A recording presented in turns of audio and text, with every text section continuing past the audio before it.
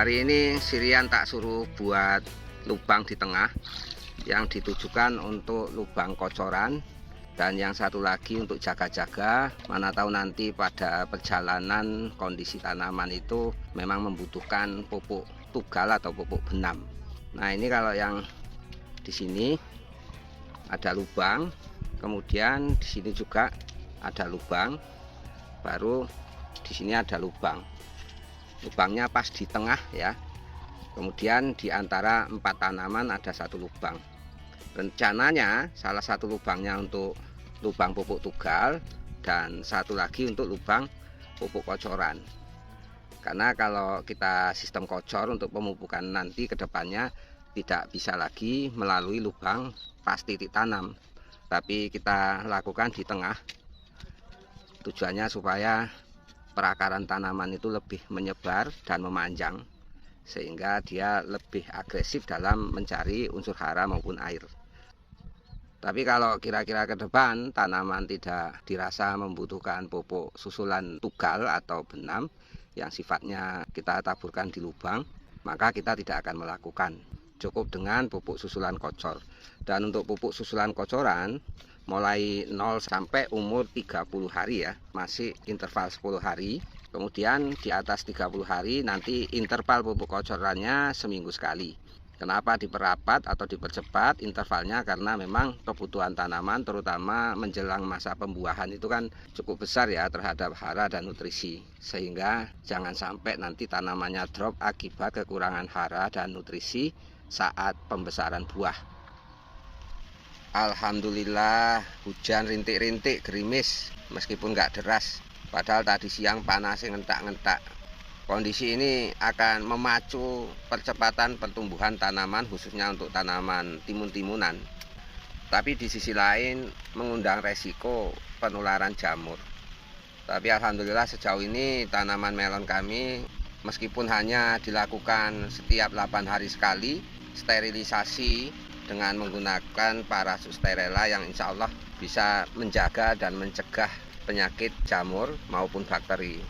Tapi nanti 3 hari lagi jadwalnya kita lakukan pencegahan dan pengendalian penyakit dengan menggunakan teknik sterilisasi lahan dan tanaman yang rencananya akan kita gunakan parasut dengan Prima SAS, menggunakan tangki mesin agar bisa menyebar secara merata ke seluruh bagian lahan dan tanaman. Nah itu lihat Sirian, kemaruk saking semangatnya, hujan-hujanan pun tetap masuk ke sawah. Dia lagi mangkas, tadi saya mangkas sebentar karena hujan nggak berani. Biasanya kalau kena hujan langsung demam, awak wis ringkih. Dengan kondisi tanaman melon seperti ini, Sirian nggak perlu disuruh-suruh pun langsung banyak pekerjaan yang harus dilakukan. Dan alhamdulillah walaupun hanya dengan 1 orang tenaga kerja, Sirian sudah bisa ngatasi. Kalau dulu-dulu kita sampai melibatkan banyak tenaga kerja, karena memang mencari tenaga kerja yang sudah terampil dalam hal budidaya tanaman melon maupun hortikultura di sini masih jarang. Tapi kalau tenaga kerja untuk tanaman padi, jagung dan bawang merah di sini banyak. Jadi buat sahabat dan rekan tani, kalau melihat kondisi percepatan tumbuh yang begitu pesat di fase vegetatif ini pada tanaman melon kami, secara teknis saya meyakini karena ulah atau efek dari kocoran toples AS dan Japa 01 pada usia 10 hari yang lalu.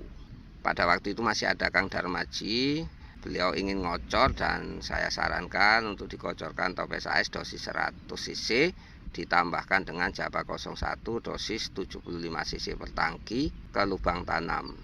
Nah setelah itu beda 2-3 hari memang terjadi pertumbuhan yang begitu luar biasa cepat dan pesat. Bahkan sejauh ini saya nanam melon belum pernah seperti ini pertumbuhannya ya, sampai daunnya gede-gede, lebar kayak waluh. Jadi terkesan seperti labu air ya, ombo-ombo kayak talam. Memang luar biasa, saya sendiri ngakuin. Nah, mengapa saya berani mengatakan secara teknis itu efek dari kocoran toples AS dan Japa 01? Mengingat ya, saya kan tahu persis kandungannya di toples AS itu seperti apa dan di Japa 01 itu seperti apa dan manfaat serta kegunaannya untuk apa. Ya, pastinya saya tahu persis. Memang ditujukan untuk memacu pertumbuhan vegetatif tanaman.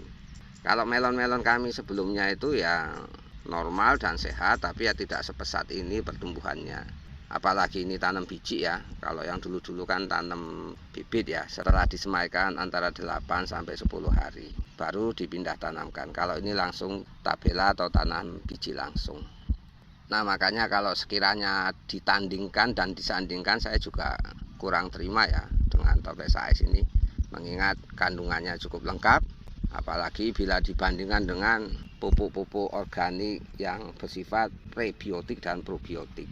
Mengingat di toples AS selain ada unsur hara, baik nitrogen, fosfat, zinkum, ada lagi kalium dan lain-lain. Juga mengandung nutrisi asam amino, ditambah lagi ada perangsang akar, ada kalium humat, ada natrium humat, ada glutamat, kemudian ada lagi persenyawaan lain secara biokimia yang mendukung dan mensupport untuk tumbuh kembangnya tanaman. Plus ditambah lagi bakteri maupun cendawan, terutama ada bakteri Rhizobium, cendawan mycorrhiza, juga ada cendawan Trichoderma, dan ada bakteri penisilin. Nah, penambahan bakteri penisilin ini ditujukan untuk imunitas penguatan tanaman. Karena diharapkan nanti dia akan tumbuh dan berkembang di lahan sehingga akan menciptakan dan membentuk atau menghasilkan sekresi berupa cairan penisilin yang bisa berperan sebagai antibiotik dan antibodi tanaman. Andai toples AS itu tidak lebih baik dari jenis dan merek POC yang berbasis pada prebiotik dan probiotik yang lain, pulangkan ke saya dan akan saya ganti uangnya. Itu garansi saya. Dan saya yakin sudah banyak teman-teman petani yang membuktikan itu, karena pada kenyataannya terjadi lonjakan permintaan dan penjualan dari toples AS yang hampir 7-8 kali lipat dari toples AS formula lama. Bahkan sekarang menjadi penjualan tertinggi dari semua produk SAS yang ada di bawah dari Japa 01. Artinya urutan pertama itu Japa 01, kemudian toples AS, baru disusul dengan Japa 02, disusul Saka, disusul Salmar, kemudian Dovstar, dan seterusnya. Saya tidak mungkin menggaransi kalau saya tidak paham secara teknis. Teman-teman pasti sudah paham. Dari kecil saya sudah bertani dan dituntut menjalani proses itu. Sehingga tidak hanya teori melulu ya. Meskipun didukung teori yang saya pelajari, tapi tetap pada basis pengalaman dan pemahaman yang secara otodidak saya lakukan secara pribadi dengan proses dan jalan hidup yang saya jalani. Oke, demikian sedikit ngerepet ya, tapi mudah-mudahan memberikan manfaat, edukasi dan motivasi bagi saya pribadi dan keluarga. Barakallahu fikum. Wassalamualaikum warahmatullahi wabarakatuh.